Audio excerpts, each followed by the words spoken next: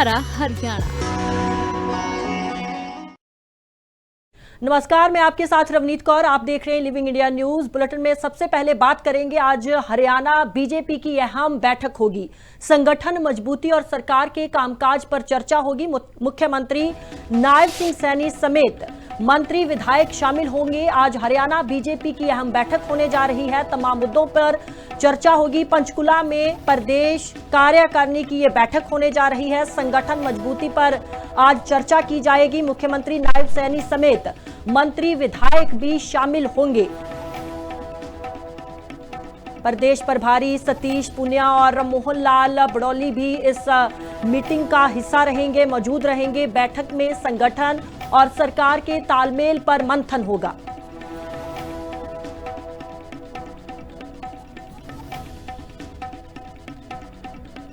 और इसी खबर पे ज्यादा जानकारी के लिए हमारे संवाददाता तारा ठाकुर हमारे साथ जुड़े हुए हैं। क्या कुछ अहम जानकारी है और जो संगठन की मजबूती के लिए ये मीटिंग रखी गई है, क्या कुछ अहम रहेगा?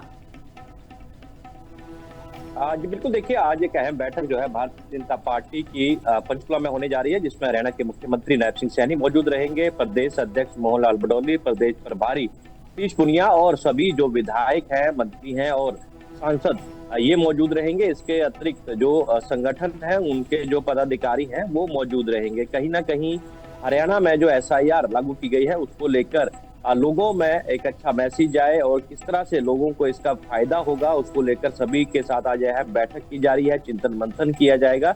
तो करीब 3 बजे ये जो बैठक वो होने जा रही है। इसके अलावा केंद्र सरकार के जो 2 साल पूरे हुए हैं उस दौरान क्या क्या जनता के लिए काम किए गए, विकास कार्य और योजनाएं लेकर आए, वो जनता तक पहुंचे। तो कहीं ना कहीं पूरी जो एक बैठक की अगर बात करें तो संगठन को मजबूत करने के साथ साथ जो SIR लागू की गई है उसको कैसे सही संदेश जो है वो जनता तक पहुंचाया जाए, यही मकसद रहने वाला है। और मुख्यमंत्री खुद यहाँ मौजूद रहेंगे और प्रदेश प्रभारी, प्रदेश अध्यक्ष जो है वो मौजूद रहने वाले हैं। तो एक अहम बैठक ये मानी जा रही है। तो भारतीय जनता पार्टी की अगर बात करें तो वो हमेशा संगठन को मजबूत करने के लिए इस तरह की बैठकें भी करते हैं। तो संगठन को कैसे मजबूत किया जा सके, कैसे जनता तक अपनी बात को पहुंचाया जा सके और लोगों को जो है भारतीय जनता पार्टी की विचारधारा से जोड़ा जा सके, इन सभी चीजों को लेकर जो है आज यहाँ चिंतन मंथन किया जाएगा। सभी वरिष्ठ जो पदाधिकारी है भारतीय जनता पार्टी के वो मौजूद रहेंगे। तो प्रदेश भर से यहाँ पर पदाधिकारी पहुंचने वाले हैं। तो पूरा जो फोकस है वो SIR और जो केंद्र और राज्य सरकार की जो नीतियां हैं वो जनता तक कैसे पहुंचे, ये पूरा मकसद रहने वाला है।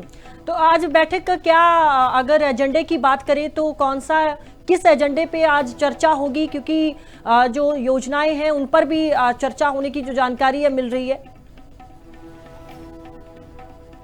जी बिल्कुल, देखिए भारतीय जनता पार्टी के द्वारा जो संगठन है उसको लेकर हमेशा बैठक की जाती है, चाहे वो प्रदेश स्तरीय हो, जिला स्तरीय हो, बूथ स्तरीय हो।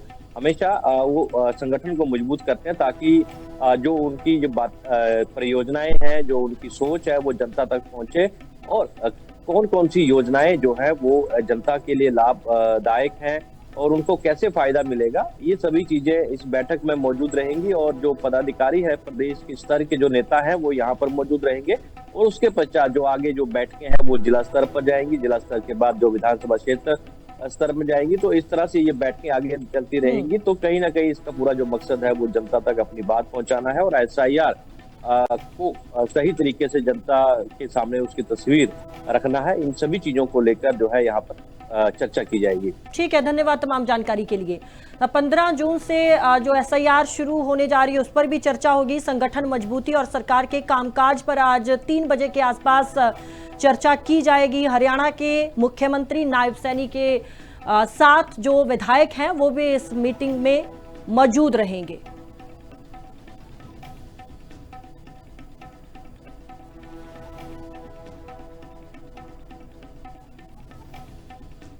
आगे बढ़ेंगे, बात करेंगे। पंचकुला पहुंचे हैं मुख्यमंत्री नायब सैनी ने ताऊ देवीलाल स्टेडियम पहुंचकर पुलिस भर्ती उम्मीदवारों से सीधा संवाद किया। बच्चों से तैयारियां और सुविधाओं पर बातचीत की।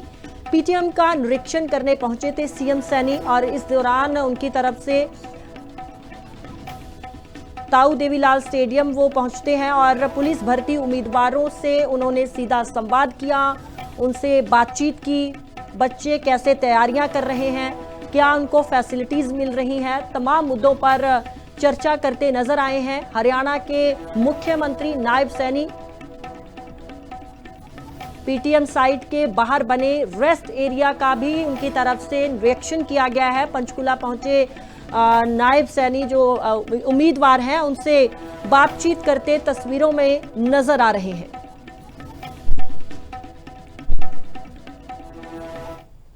मेरा कैथल डिस्ट्रिक्ट से आया हूँ मैं, और यहाँ पे मतलब पीएमटी चल रही है हरियाणा पुलिस की। अभी सीएम साहब आए थे, यहाँ पे देख के गए हैं कि भाई व्यवस्था वगैरह कैसी है, और मतलब कुछ बच्चों से बातें भी की हैं। उन्होंने पूछा था भाई सब ठीक ठाक चल रहा है या नहीं। सेल्फी वगैरह ली है, मतलब बच्चों के साथ हाथ भी मिलाया है, बधाइयाँ भी दी है मतलब बच्चों को।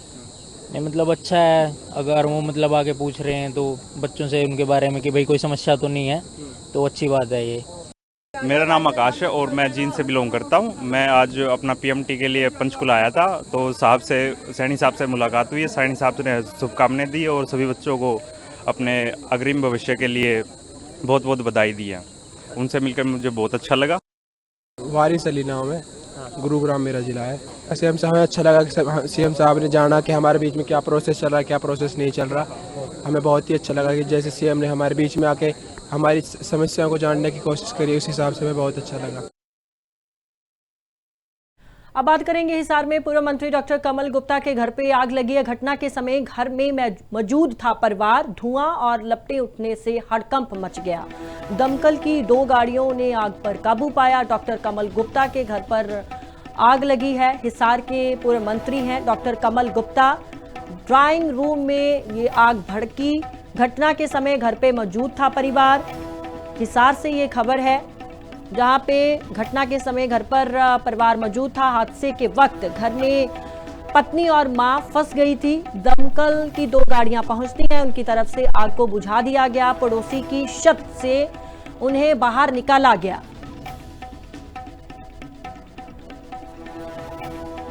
क्या कह सकते हैं जी, बिजली में कोई शॉर्ट सर्किट हुआ होगा। ड्राइंग रूम में लगी, हालांकि वहाँ का एसी वगैरह सब अभी तक पुख्ता कारणों का नहीं पता लग पाया। नहीं, अभी पुख्ता कारणों का कैसे पता? कोई नुकसान क्या? नहीं, कोई नुकसान नहीं।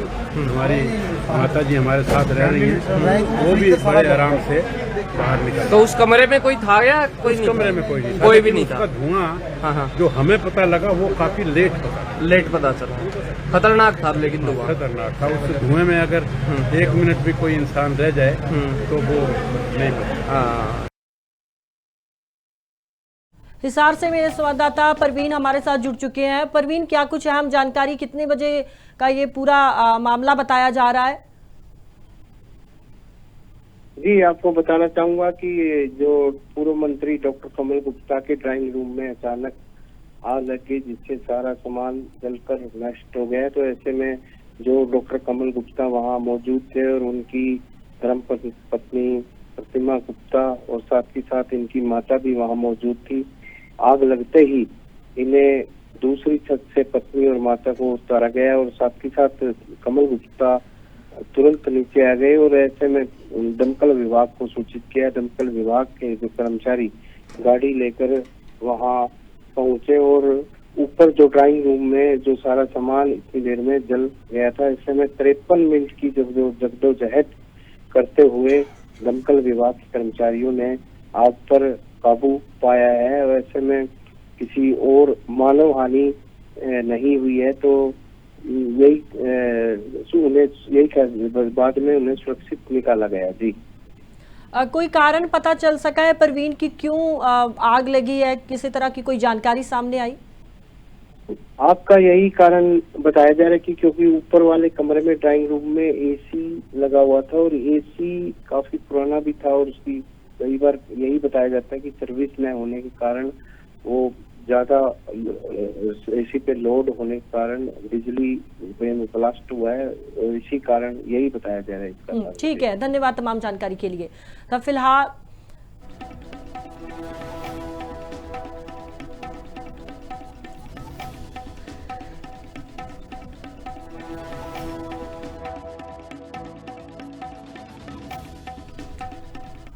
हरियाणा में भी पेट्रोल डीजल फिर से महंगा हुआ। 10 दिन में चौथी बार ईंधन के रेट बढ़े हैं।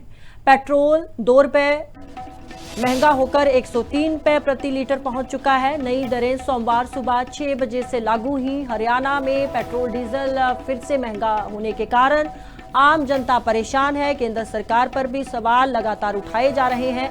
ग्राफिक्स के जरिए अगर देखा जाए तो फतेहाबाद, पंचकुला, सिरसा, पानीपत और रोहतक में कितना पुराने दाम कितने थे और नए दाम कितने हैं, ग्राफिक्स के जरिए भी आप अपनी टीवी स्क्रीन पे देख सकते हैं। लेकिन हरियाणा में पेट्रोल और डीजल लगातार रेट बढ़ रहे हैं। पंजाब में, चंडीगढ़ में भी पेट्रोल और डीजल के दाम बढ़े हैं, जिस कारण आम जनता पर इसका बोझ सीधा पड़ रहा है। और आम लोगों की तरफ से ये अपील भी की जा रही है केंद्र सरकार को कि किसी तरह की उन्हें रियायत दी जाए, क्योंकि पेट्रोल डीजल के दाम बढ़ने से ऑटोमेटिकली जो बाकी चीजें हैं वो भी बढ़ रही हैं।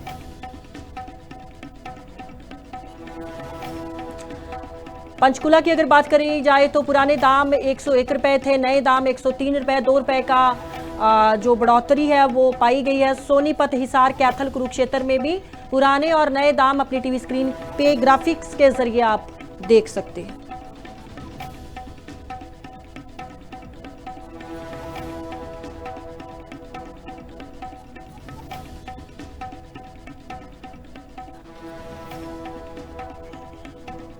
फरीदाबाद से हमारे साथ जितेंद्र जुड़ चुके हैं और कुरुक्षेत्र से परजन्य हमारे साथ जुड़ चुके हैं। अगर परजन्य बात करें तो इस समय पेट्रोल पंप पे हैं आप, तो आम लोग क्या कह रहे हैं, क्योंकि लगातार पेट्रोल और डीजल की कीमतें बढ़ रही हैं। देखिए बार जो है पेट्रोल और डीजल के दाम जो है आम जन की चिंताएं जो है बढ़ गई है, क्योंकि लोगों के बीच में गलियारों और बैठकों में भी अब जो है चर्चा शुरू हो गई है कि इलेक्शन के बाद ही क्यों ये जो पेट्रोल के दामों में इजाफा हो रहा है, पहले क्यों जो है पेट्रोल और डीजल के दाम नहीं बढ़े। अब जो है 10 दिन में चौथी बार जो है पेट्रोल और डीजल के दाम बढ़े हैं। पेट्रोल की बात की जाए तो पेट्रोल आज 2 रुपए 61 पैसे महंगा हुआ और डीजल जो है 2 रुपए 71 पैसे महंगा हुआ। बहरहाल हमारे साथ कुछ लोग यहाँ पर मौजूद है, उससे भी बातचीत जो है करना चाहेंगे। युवा पीढ़ी है कि आज जो है पेट्रोल के दाम बढ़े हैं, कैसे देखते हैं।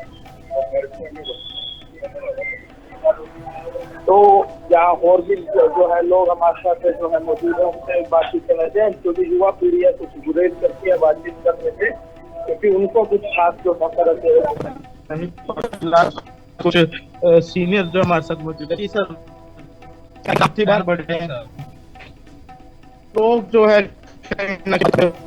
उनको फर्क जरूर पड़ता हुआ नजर आ रहा है, लेकिन बातचीत करने से वो कहीं ना कहीं गुरेज करते नजर आ रहे हैं। लेकिन साफ तौर पर यदि बात की जाए तो पेट्रोल और डीजल के दाम जिस प्रकार से लगातार बढ़ रहे हैं, तो कहीं ना कहीं बाकी चीजों के भी दाम बढ़ना जो है लगातार जो है वो मतलब स्वाभाविक है। तो ऐसे में कहीं ना कहीं आमदनी की जो है चिंताएं बढ़ती नजर आ रही है। जितेंद्र भी हमारे साथ जुड़े हुए हैं। जितेंद्र, क्या कुछ अहम जानकारी, क्योंकि पेट्रोल डीजल के दाम लगातार बढ़ रहे हैं, आम जनता पर इसका बोझ पड़ रहा है और जो रोजमर्रा की जिंदगी में लोगों ने सामान इस्तेमाल करना होता है उसके भी ऑटोमेटिकली रेट ऊपर जा रहे हैं।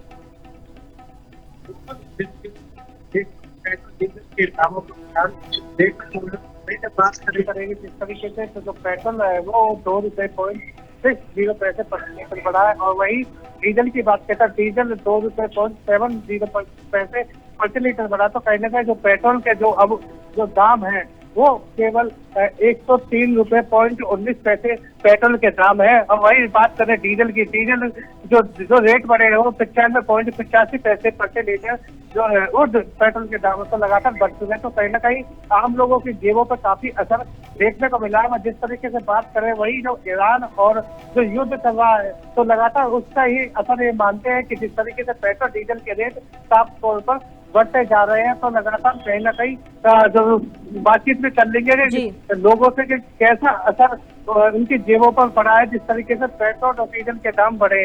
भाई साहब, क्या नाम है आपका?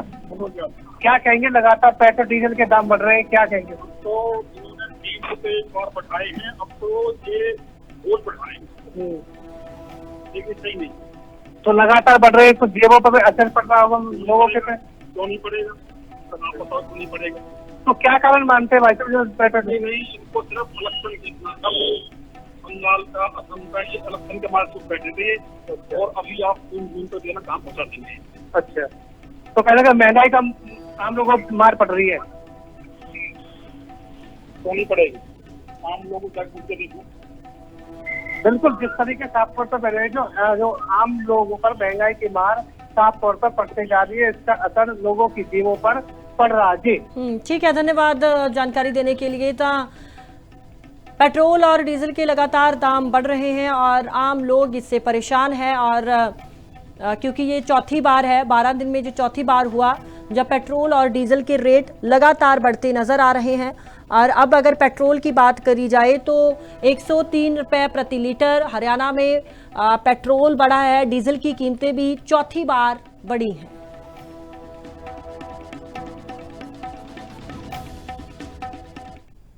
अंबाला में रोडवेज कर्मचारियों का बड़ा प्रदर्शन, 36 मांगों को लेकर सड़कों पर उतरे हैं कर्मचारी। प्रदेश भर से कर्मचारी अंबाला कैंट बस स्टैंड पर जुटे और परिवहन मंत्री अनिल विज को एक मेमोरेंडम सौंपा गया है।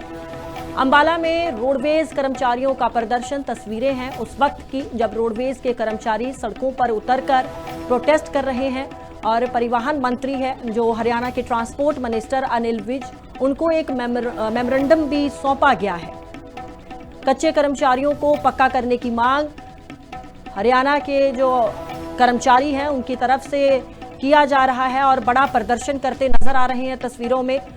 36 मांगों को लेकर एक मेमोरेंडम जो है वो परिवहन मंत्री अनिल विज को भी सौंपा गया। अनिल विज खुद कर्मचारियों के बीच पहुंचे थे और उन्होंने बातचीत भी की और एक भरोसा भी उनकी तरफ से दिलाया गया है।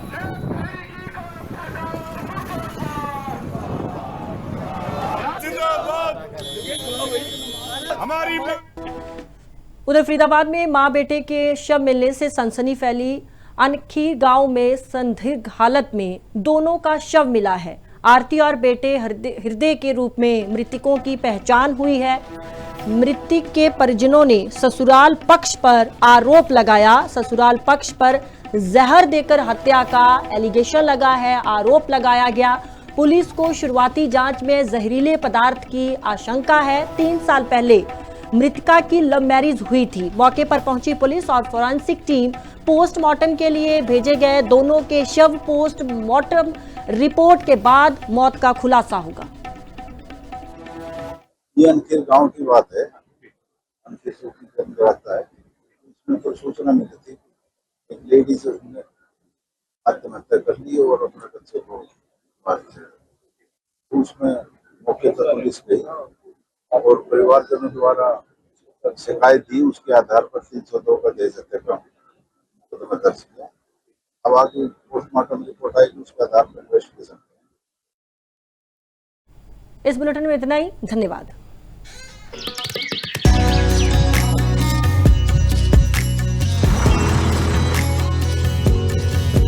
हमारा हरियाणा।